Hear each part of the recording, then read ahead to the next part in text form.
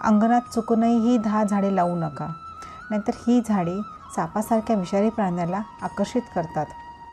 अनेकांना झाडांची आवड असल्याने घराच्या गॅलरीत, गार्डनमध्ये तसंच खिडक्यांच्या ग्रिलमध्ये अनेकजण झाडांची लागवड करतात. मात्र काही झाडं ही सापांसारख्या विषारी प्राण्याला आकर्षित करतात. तेव्हा सापाला आकर्षित करणाऱ्या या 10 झाडांबाबत आपण जाणून घेऊयात, ज्यांना घराच्या आवारात लावण्यापूर्वी तुम्ही 100 वेळा विचार कराल. नंबर 1. लवंगाचे झाड. लवंगाचे झाड सजावटीसाठी वापरले जातं. याची पानं ही फार मोठी आणि बहरलेली असतात, जी जमिनीला पूर्णपणे कव्हर करतात. यामुळे त्याच्या पानाखाली साप अतिशय सहजपणे लपू शकतात. पानाखाली लपून साप त्याचे शिकार शोधतात आणि त्यामुळेच लवंगाचे झाड घराजवळ लावण्यापूर्वी तुम्ही नक्की विचार करा. नंबर 2. लिंबाचे झाड. बऱ्याचदा घराजवळ आपण लिंबाचे झाड देखील लावतो, परंतु बरेच लहान लहान कीटक व पक्षी हे लिंबाच्या झाडावर आपली घरटी बनवतात व त्या ठिकाणी राहतात. तसेच लिंबू खायला आंबट असते हे आपल्याला माहीत आहे व त्यामुळेच अनेक प्रकारचे कीटक, उंदीर, पक्षी त्याला खातात व त्या ठिकाणी मोठ्या प्रमाणावर राहतात. अशा प्रसंगी साप त्या पक्ष्याची किंवा उंदराची शिकार करण्यासाठी या झाडाजवळ हमखास येण्याची शक्यता वाढते. पुढे जर तुमच्या अंगणामध्ये किंवा बागेत लिंबाचे झाड असेल तर काळजी घेणे खूपच गरजेचं आहे आणि याच कारणामुळे घराजवळ लिंबाचे झाड लावू नये. नंबर 3. सायप्रेस ट्री. ज्या लोकांच्या घराजवळ खूप मोठे अंगण आहे ती अशी डेरेदार झाडे लावतात. खरं तर ही एक शोभेची वनस्पती आहे जी खूपच सुंदर दिसते, परंतु ही झाडं पानांनी खूप दाटलेली आणि बहरलेली असतात आणि त्यामुळेच या झाडांमध्ये साप अगदी सहजपणे लपतात आणि त्यात लपून कीटकांची शिकार करतात. त्यामुळे घराच्या जवळपास ही झाडं लावणं पूर्णपणे टाळायलाच हवी. नंबर 4. देवदाराची झाडे. देवदार झाडं ही उंच वाढणारी झाडे असून ती मैदानी प्रदेशात बरेच वर्ष ही झाडे टिकतात. जास्त करून ही झाडे उंच ठिकाण असलेल्या ठिकाणी चांगल्या प्रकारे वाढतात, परंतु अधिक खोल सपाट परिसरात अथवा मैदानी देखील परिसरात देवदाराची झाडे देखील लावली जातात. परंतु चंदनाच्या झाडाप्रमाणेच देवदाराच्या झाडात देखील साप स्वतःला गुंडाळून व्यवस्थित राहू शकतात. त्यामुळेच घराजवळ किंवा घराच्या परिसरात देवदाराची झाडे अजिबात लावू नये.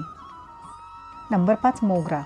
मोगऱ्याचे झाड देखील खूप दाट असते व या झाडांचा जो काही रंग असतो त्या रंगांमध्ये साप स्वतःला अगदी सहजपणे लपवू शकतो. जर या झाडांमध्ये किंवा झाडाजवळ साप लपून बसला आणि आपण मोगऱ्याची फुले सहज तोडताना चुकून त्याला धक्का लागला तर सर्पदंश होण्याची शक्यता खूप बळावते व याच कारणामुळे मोगऱ्याच्या झाडाजवळ साप राहण्याचा धोका खूप जास्त असल्यामुळे मोगऱ्याची रोपटे किंवा मोगऱ्याची झाडं घराजवळ लावू नये किंवा त्याची लागवड करू नये. नंबर 6. Clover plant. ही देखील एक शोभेची वनस्पती असून याची देखील पाने जाड व दाट असतात. अगदी झाडाखालची जागा देखील ही झाडे व्यापली जातात, इतका दाटपणा या झाडाच्या पानांमध्ये असतो. यामुळे साप या झाडाच्या पानाखाली आरामात गुंडाळून बसतात किंवा गुपचूप आपली शिकार शोधण्यासाठी या ठिकाणी लपून बसतात. यामुळे चुकून देखील घराजवळ क्लोवरचे झाड अजिबात लावू नये.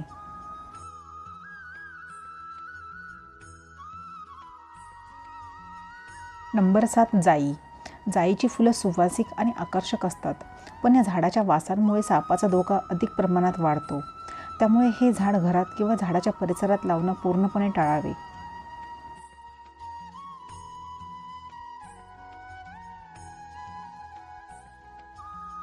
नंबर 8. पारिजातक. पारिजातकाची फुलं आणि झाडं फारच उपयुक्त असतात. या झाडांचा वापर अनेक आजारांवर उपचार म्हणून केला जातो, पण हे झाड देखील खूप सुवासिक असते आणि त्यामुळेच घरात किंवा घराच्या परिसरात या सुवासामुळे साप येऊ शकतात. त्यामुळे हे झाड शक्यतो लावणे टाळावे. नंबर 9. चंदन. चंदन झाडाची पाने अतिशय दाट असतात.